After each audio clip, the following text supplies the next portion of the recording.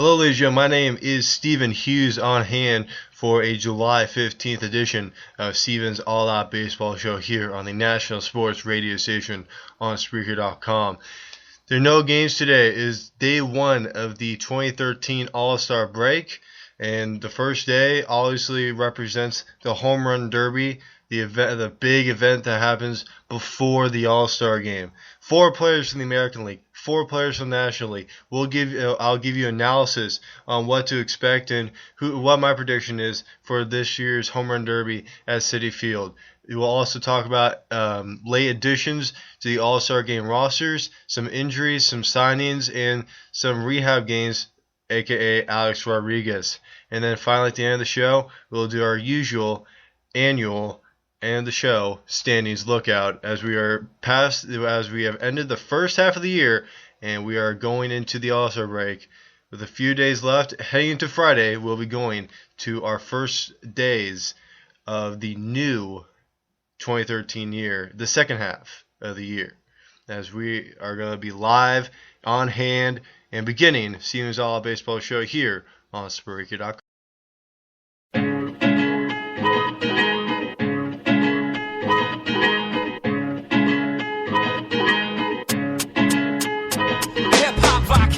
You want my styles like Hierro, dancing on my words on the edge of sombrero. The gringos, sick flows, yes, the cockatoy. Kill Agnes with a glance from the pupil of annoyed. My mic stored in underwear drawers of my dresser. Rhymes from True God, yours is child of a lesser. A lowercase G hanging under the bar. My G's above and beyond and shining bright from afar like North Star. Guided me to Gibson the Manger, Dr. Stranger. Like Blase Blah bringing danger. Enfermos of Harmonico sick. Stand tall, surfing ink from Vic. Push the click, now I'm running. Leading down the L-pen shaft and spin a phonograph to exercise a paragraph. Epitaph from killing off the flesh for 808. A low frequency to give you something to hate. We tie words up tight. And like I said, welcome to Stephen's All Out Baseball Show here on Spreaker.com on the National Sports Radio Station. Like us on our Facebook page, follow us on Twitter, and follow us here on the very own Spreaker.com. So let's go to our first topic on hand. No games today, so it's the 2013 Home Run Derby in Citi Field. So we have our 8 contestants, 4 from each league, and we have our 2 captains representing the New York teams. From the American League, for the 3rd straight year, we have Robinson Cano as the team captain. Unfortunately, he went homerless in the 2012 Derby. After having the championship won back in 2011 in Arizona. Cano was the 5th player in the last 15 years in the Home Run Derby to go homerless. And then the captain for the National League is the New York Mets' own David Wright, who's looking to try to become the first Mets player to win the Home Run Derby. He was the runner-up back in 2006. But right now I'm gonna give you stats that you should know as we're heading hours away into the Home Run Derby. So let's start with the National League players. Let's start with Pedro Alvarez of the Pittsburgh Pirates. Alvarez is a late addition to the Home Run Derby, replacing Carlos Gonzalez. We're supposed to have 2 Rockies players on this in this Home Run Derby this year, but Carlos Gonzalez took himself out of it. Pedro Alvarez is added by David Wright. Pedro Alvarez leads the National League with 9, no doubt, in quotes, home runs this year, meaning that home runs that our video tracking crew deemed clear the fence by at least 20 vertical feet and lead at least 50 feet past the fence. Alvarez is trying to become the first player to win the Home Run Derby as a member of the Pirates. And like I said about next, let's go to Michael Cuddyer, the Colorado Rockies.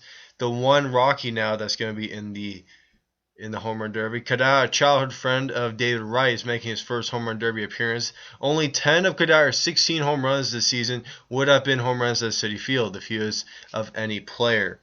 Also, I should say Pedro Alvarez, to first start off with the National League, he's coming into the Home Run Derby with 24 regular season home runs. Michael Cuddyer with 16. Next in the National League is Bryce Harper. He's coming into this home run derby with 13 home runs. He's been plagued with injuries for a good part of the year. Harper will try to become the first National Selects Expo player to win the Home Run Derby in their franchise. This is Harper's first Major League Home Run Derby, but he made a huge impact in a previous competition as a 16-year-old using a metal bat at the 2009 High School Power Showcase. You guys definitely have to see that video. It is on YouTube. It is amazing. The 2009 High School Power Showcase was taking place at Tropicana Field, and Harper had one six-homer stretch in the competition, in which his home runs averaged 469 feet and 121 miles per hour off his bat. But he's using the Besser mats, which were ridiculous and just crushing balls. His longest homer in regular season play was last September against the Marlins, which was a 444-foot shot. So those are some stats to know. Bryce Harper coming into this, 13 home runs. And then lastly, out of the National League, let's go to David Wright. Wright will become, like I said, the first Mets player to win the Home Run Derby, and the first to win it is home ballpark under the current Derby rules. Wright enters with only 3 home runs and 159 at-bats at Citi Field this season. So the odds are against him, unfortunately, even though he has the home field advantage. Since the ballpark opened in 2009, he's hit 37 home runs at home and 50 on the road. So, and then Wright coming into this with also 13 home runs. Combined, the National League, out of those 4 players, looks like they have 13 from Harper, 13 from David Wright, which it makes 26. Michael Dow with 16, which makes it 42. And then Pedro Alvarez with 24. And that makes it 66 out of the National League. Let's go out to the American League now. Let's start with Robinson Cano, don't you know? Third straight year as captain for Robinson Cano. Robinson Cano. All I can really tell you guys, Cano has 2 home runs in 57 at bats at Citi Field. He has the experience of being there already. Even though he's in the American League, the Interleague Subway Series that they have usually every year, each traveled an estimated 440 feet. Robinson Cano, 21 home runs on the year. Let's go to Yoenis Cespedes. Cespedes will be making his home run derby debut, and the best argument for him winning will be in how the ball jumps off his bat upon contact. His average home run distance and speed off the bat are both best among derby participants this season. Cespedes is trying to become the first A athletics player to win the derby since Mark McGwire back in 1992. And Yoenis Cespedes coming into this with 15 home runs. Let's go next to obviously the front runner for most people in this home run derby, Chris Davis of the Baltimore Orioles. Davis will try to become the first Oriole player to win the home run derby since Miguel Tejada in 2004. Davis enters the All-Star break with 37 home runs, tied for second most by anyone before the break. The only player with more was Barry Bonds back in 2001 when he had 39. That was his record-breaking year in which he had 72 home runs. Since the individual competition began in 1995, the Major League leader in home runs at the break has never won the Home Run Derby. Jose Bautista came closest, as he was runner-up to Prince Fielder, who is next. Fielder's a 2-time Derby winner and the defending Home Run Derby champion when he won it in Kansas City just last year. If Fielder was to win, he would be the second repeat champ and the second 3-time winner, joining Ken Griffey Jr. in both cases. Jr. won it in 1994 and then 4 years later in 1998 and then repeated it in 1999. Prince Fielder's 63 Derby home runs ranks 5th most all time. He's 14 behind the all-time leader in Red Sox DH David Ortiz. Behind Fielder on the list for derbies, Prince Fielder 63, Sammy Sosa with 65, Jason Giambino with 67, Ken Griffey Jr. with 74, then Dave Ortiz with 77. Fielder's average distance of home run is 396.4 feet, and average speed off the bat is 102.4 miles per hour, are the lowest for any of the Derby entrants. And Fielder coming into this with 16 home runs. There, I just did the calculations. There is a definite swing in the amount of home runs the 4 players in the American League have hit compared to the National League.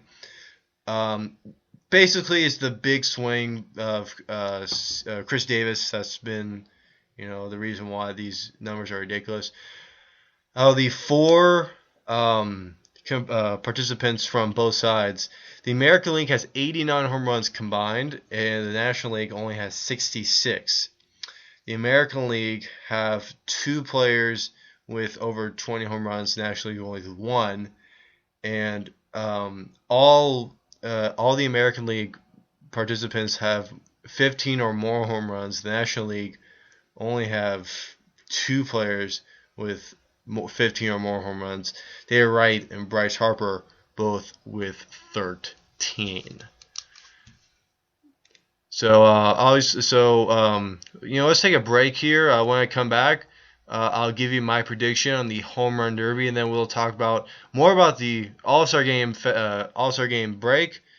But we'll go straight to the game as the starters for the National League and American League on the mound have been selected by their respective managers.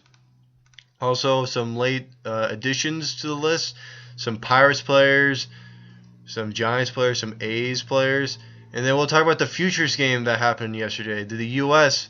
beat the World Team? When we come back to Siemens Baseball Show here on Spreaker.com in affiliation with the National Sports Radio Station.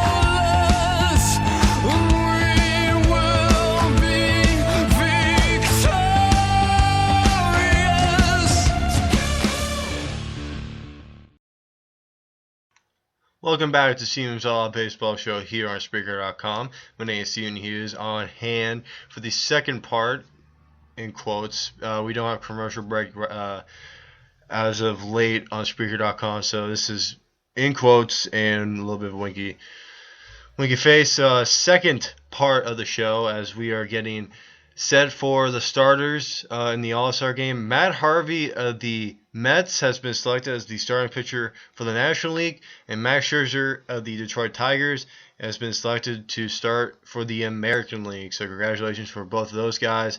Harvey will join Roger Clemens as well as Esteban Loaiz, Pedro Martinez, and Steve Rogers as the only pitchers to start an All-Star game at home since the expansion back in 1961. Among National League qualifiers, Harvey ranks first in strikeouts, second in WHIP, which is walks and hits given up per inning, and third in ERA with a 2.35 ERA, and opponent's batting average with a 196. He has taken 3 no-hit bids into the 7th inning.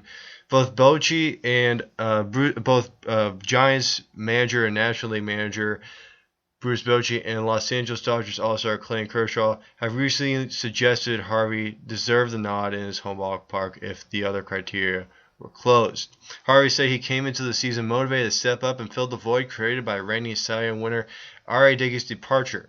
Dickey was traded to the Blue Jays in December. And so let's give you a little bit more stats. Matt Harvey coming to the All-Star break, 7-2 in his second technically year. He has 1 year experience, second year in the big leagues. Coming out of UNC, University of North Carolina, 6'4", 225. In his last start against San Francisco, he did not get a decision, but he goes 7 innings, 6 hits, 3 earned. And that showed enough for Bruce Bochy to give him the nod. And let's go to the other side. Jim Leyland, the American League manager, obviously going to choose his own guy, Max Scherzer, who suffered his first loss a couple days ago against Texas, giving up 4 earned, 8 hits, in 6 innings. Still striking out 6, but earning his first loss of the year after winning his previous 13 decisions. So Max Scherzer coming into the All-Star game, 13-1 with a 3.19 ERA, with 152 strikeouts. Obviously, very dominant in the league in the strikeout. Just looking at his stats, he's had probably 4 or 5 10-plus strikeout games already this year. So a lot to see from this guy. He's second in the American League in strikeouts with 152. He's second in the AL in WHIP, like I said, walks and hits a lot per inning. And he's first in the American League, obviously, with his winning percentage at 92.9 winning percentage as well. These are deservable starters, So this will be the second straight year that the American League will have a starting pitcher coming from Detroit. Justin Verlander started last year's All-Star game for the American League in Kansas City, but these are well-deserved. These aren't just, it's just Detroit. These guys are good. These are the best pitchers that have done their best, and Justin Verlander was the best last year. He's kind of gone up and down, all that stuff, but look,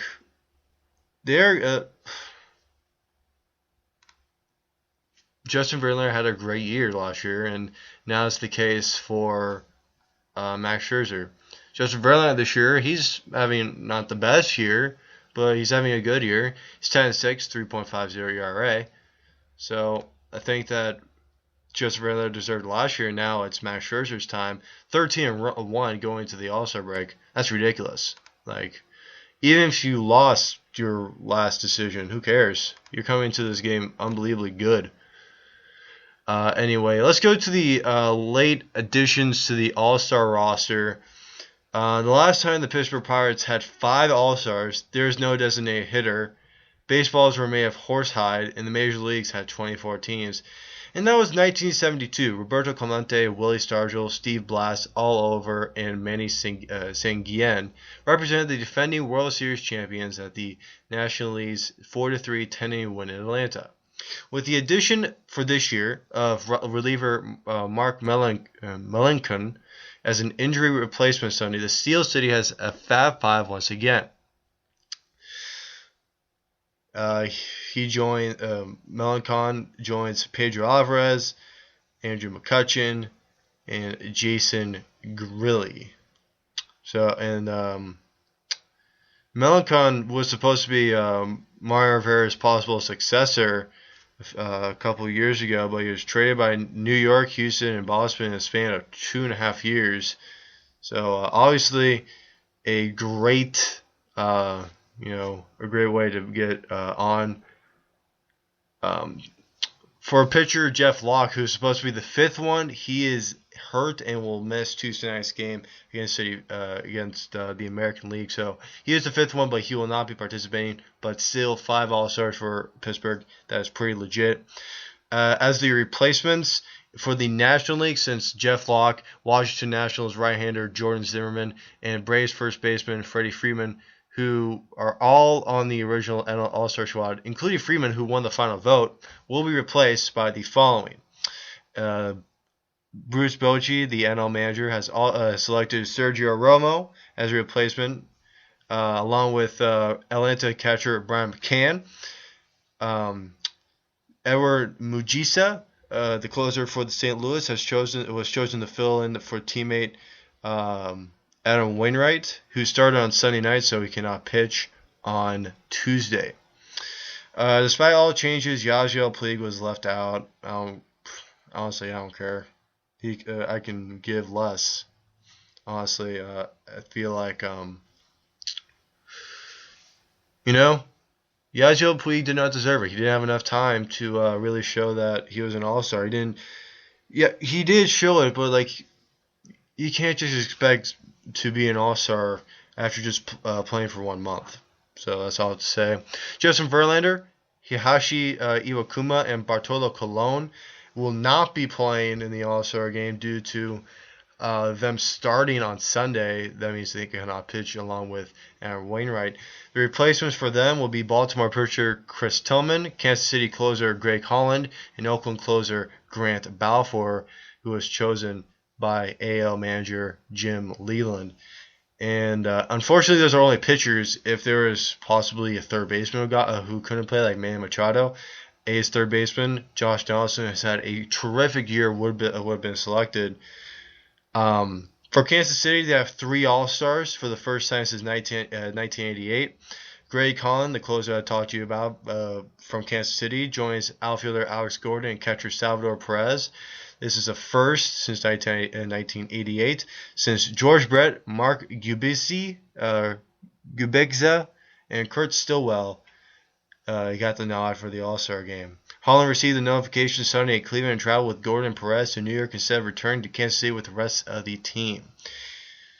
But, those are desirable additions, in my opinion, and especially for Sergio Romo and Grant Balfour. Since I'm a Bay Area guy, I'm glad that, especially Grant Balfour, a second guy that got chosen for Oakland as an All-Star, and 22 saves this year, and he hasn't blown a save all year, so obviously put that into consideration as well. So you have only 22 or 23 saves. You're perfect for the entire year. You'd rather be that than have 31 saves out of 35 opportunities. But all is well for those guys, for the guys who cannot pitch or play. And congratulations to the new additions to the All-Star rosters. Let's go to the Futures game that happened yesterday at Citi Field. United States taking their 9th win this overall series against the World Team in the Futures game. The United States passed the World Team 4-2 in the annual quote showcase for the top minor league prospects. A good game all around by the United States team. Each pitcher only had an inning of work. But just looking at this, it's a lot of prospects. Miami's Christian Yelich and Boston's Garen Kichin each had a RBI double. This is for the U.S. team. Biddle grew up as a Phillies fan and all that fun stuff. So it's pretty much a fun experience for all in a 4-2 victory as Matt Davison, the Arizona Diamondbacks, hit the two-run home run early in the game to, get the win for the United States. That was the 15th game in this Futures game series between the United States and the World Team. The United States have taken 9 of those games. The World Team has taken 6. So let's go to commercial break. When I come back, I'll take you to an unfortunate injury in Philadelphia. An outfielder has broken his right foot and is expected to miss several weeks. For Yasiel Puig, he signed a marketing deal. And A-Rod, let's see how he does in his first rehab game in Double-A since being called up. One level up when we come back to Siemens All Out Baseball Show here on Spreaker.com in affiliation with the National Sports Radio Station.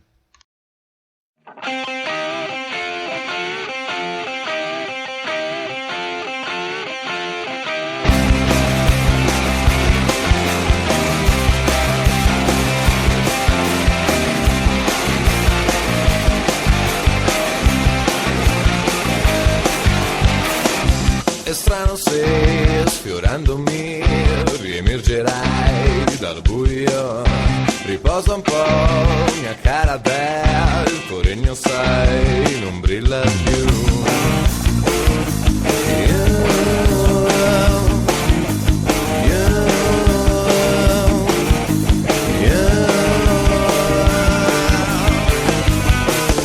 È strano se la nullità si prenderà.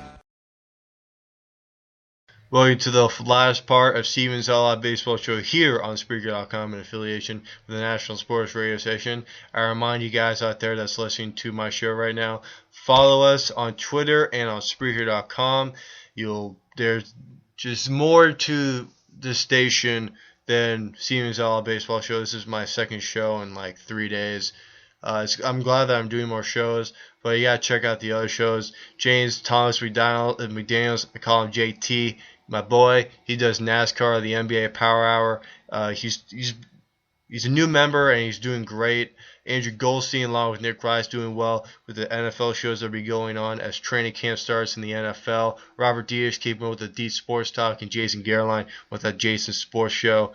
Keep that up, guys, and listen to them. Like their stuff. Download their shows. They're legit. They're the next generation of sports commentary in sports. Let's go to some news in Philadelphia. Ben Revere, the center fielder for the Phillies, will have surgery Tuesday on his broken right foot and expected to miss 6 to 8 weeks. A big bummer for the Philadelphia Phillies.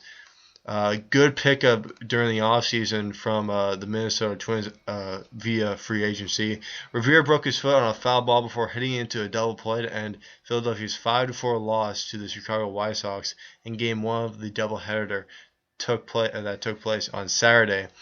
Acquired from Minnesota last offseason, Revere started slow with the Phillies, but he raised his average up to 305 from 200 on May 1st and had a 10-game hitting streak before getting hurt.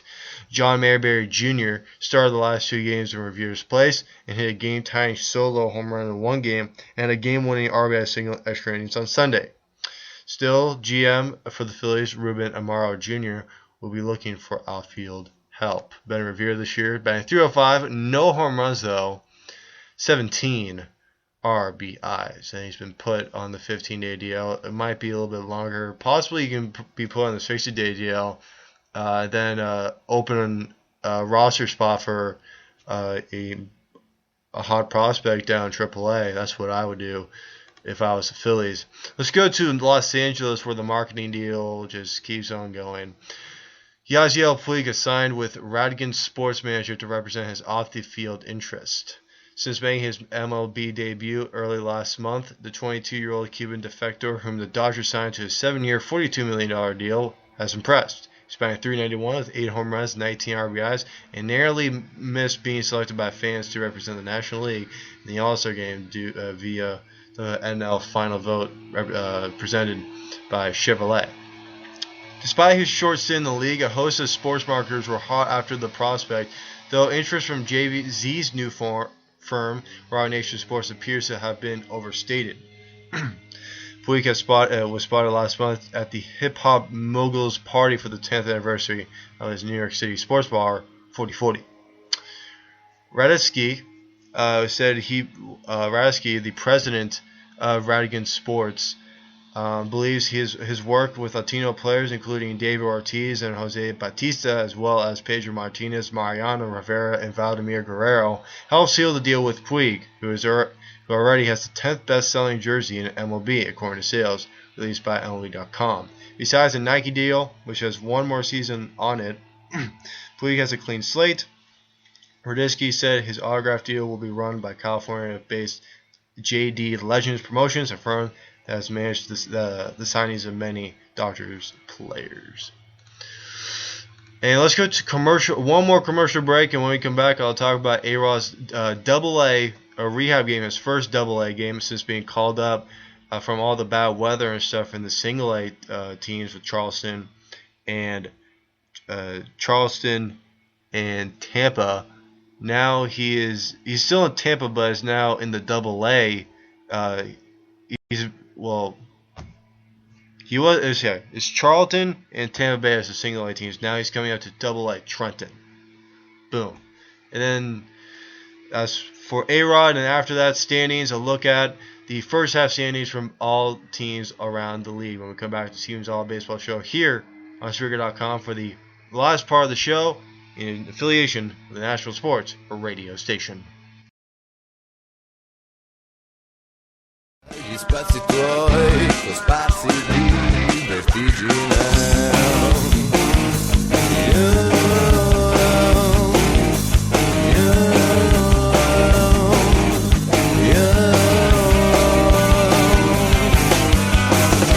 Non era semplice stringere aria e vento, com'era semplice spegnermi e poi salvare te, com'era semplice scendere da dove tu non puoi, in quest'autunno rosso io ti perdo e ancora non era semplice. Welcome back to the final. This is officially the final part. Teams All Baseball Show. Let's go to A-Rod's rehab. Alex Rodriguez, he saved his best on-field performance for his last day in Tampa. The New York Yankees star went 1 for 3 with 2 RBIs, including a run-scoring double, a walk, and a strikeout as the DH Sunday in Tampa's 4-3 win over the Brampton Marauders. In doing so, Rodriguez collected his first extra base hit in the 8 rehab games he has played with Charleston and Tampa Bay, aka the single A level. A-Rod is supposed to be coming back in a week. This is what A-Rod said. I don't think I was 100% since I was a senior in high school, but I feel very good since the 37-year-old Rodriguez. Rodriguez said he expects to stick with the 20-day schedule for his rehab stint, putting him on track to join the Major League Club on July 12th. Which I said, a week, and I just called it. Thank you very much. In Arlington, when the Yankees face the Rangers. After Sunday's game, Rodriguez is 3 for 21 with 3 RBIs, 2 singles, a double, and 6 strikeouts while getting hit by a pitch twice since beginning his rehab assignment in Single A, Charleston, and Tampa Bay on July 2nd. And let's wrap up the show with the annual standings lookout. Let's start with the American League. The Boston Red Sox. Who will expect that they will be in first place in the American League East heading to the year after a disappointing 2012? They're in first place by 2.5 games ahead of Tampa Bay. After that is the Chris Davis-led Baltimore Orioles in third. 53 and 43 are the O's. Yankees are in fourth, but they're 6 games out. Good enough to still be in the race, as they'll be playing on Sunday Night Baseball against the Sox next Sunday in 6 days. Then Toronto's in last place. An up-and-down year for Toronto after having a splash of a offseason getting R.A. Dickey, Jose Reyes, Josh Johnson, all those guys. In the American League Central, Detroit once again has the lead in the American League Central heading into the All-Star break. But they have a little bit of stiff competition. They have Cleveland on their tail by a game and a half. Cleveland 51-44. A big surprise after having an underrated offseason picking up Nick Swisher, Michael Bourne, and from last year, Ubaldo Jimenez. After that, after Cleveland, doesn't really help a lot for the American League Central. After that, it goes Kansas City, 43-49, 8 games back in Detroit, 6.5 back with Cleveland.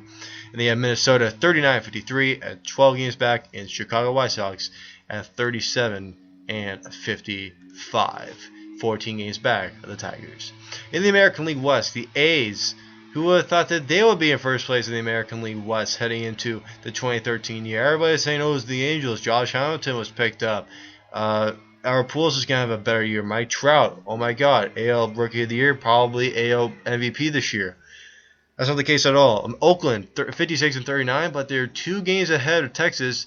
We're going to be looking out for those two teams in the battle for the American League West as the season progresses, heading into the second half in just a few days. After Texas, it goes Los Angeles, 11 games back. Who would have thought the Angels would be in third place, 11 games back, and 5 games below 500? No one would have. They probably thought, oh, they're going to be first place. They're the best team in the league. No, they're not. 44 and 49, 11 games back is not very helpful. It's not helpful at all. Pittsburgh is better than the Angels. Pittsburgh has underrated players. Pedro Alvarez, he's been up and down for the first few years of his career. Now he's hitting 24 home runs. He's in the home run derby tonight. That's ridiculous. After the Angels goes Seattle, 13 games back, 43 and 52, and then Houston, a great addition for the American League West after coming from the NL Central. Houston's 33 and 61, 22 and a half back of the Oakland A's. Now let's transition to the National League. Atlanta, 54 and 41. People have thought, hey, Washington, they're probably going to be in first place. They have a better Bryce Harper. No one said to them that they're going to have injury-filled first half. Ryan Zimmerman is injured. Jordan Zimmerman is injured. Bryce Harper is injured. Jason Worth is injured. Pretty much their entire team is injured, it seems like. But Washington just got up to the 500 mark as they're 48 and 47, 6 games back of Atlanta. And after that goes Philadelphia, a half a game back of Washington. Philadelphia is at 48, right at 500, and after that, it doesn't really help right there. New York Mets, 41 and 50, 11 games back of Atlanta, and then Miami Marlins, the second worst team in the league, 35 and 58, 18 games back of the Braves. In the National League Central, St. Louis has a 1-game lead over Pittsburgh, and then has a 5-game lead over Cincinnati. Those 3 teams are probably going to be making the playoffs. Expect Pittsburgh and Cincinnati being the 2 teams in the race to be getting those 2 wildcard spots. So we could possibly see St. Louis play the winner of the wildcard game that can consist of NL Central teams, Pittsburgh and Cincinnati. Anything can happen out of that division. Cincinnati can win it, Pittsburgh can win it, St. Louis can win it. And then after that 3-team race, you go Chicago, 15 games back, 42 and 51. And the Milwaukee Brewers really struggling this year, 38 and 56, 19 and a half back of St. Louis. Then lastly, in the National League West, the Arizona Diamondbacks, who have thought that they would be in first place heading into the 2013 year, heading to the All-Star break. The Dodgers are in second, though. They are 47 out of 500, 2.5 back of Arizona. Colorado, 46 and 50, 2 games behind the Dodgers, 4.5 back of Arizona. San Francisco slumping over in June. Won a few games against in the last 2 series against San Diego and New York. 43 and 51. That's the record for San Francisco, 6.5 back of Arizona. And in last place, San Diego, 42-54, 8.5 back of the Diamondbacks. So thank you very much, everybody, for listening to Steven's All Baseball Show here on Spreaker.com in affiliation with the National Sports Radio Station. Please like our page on Facebook. Follow us here on Spreaker.com and Twitter. Like any of our pages related to Spreaker.com, D Sports Talk, Steven's All Baseball Show. I have a page on Facebook. You can go look it up. You can go like it. I keep it posted very often. And keep following us. Keep listening to our shows. We love the support that we get from the listeners here out there on Spreaker.com. Even though it's not all from the United States, we get some from Australia and all that fun stuff. So thank you very much, everybody, for listening to the show. Good night, and see you later.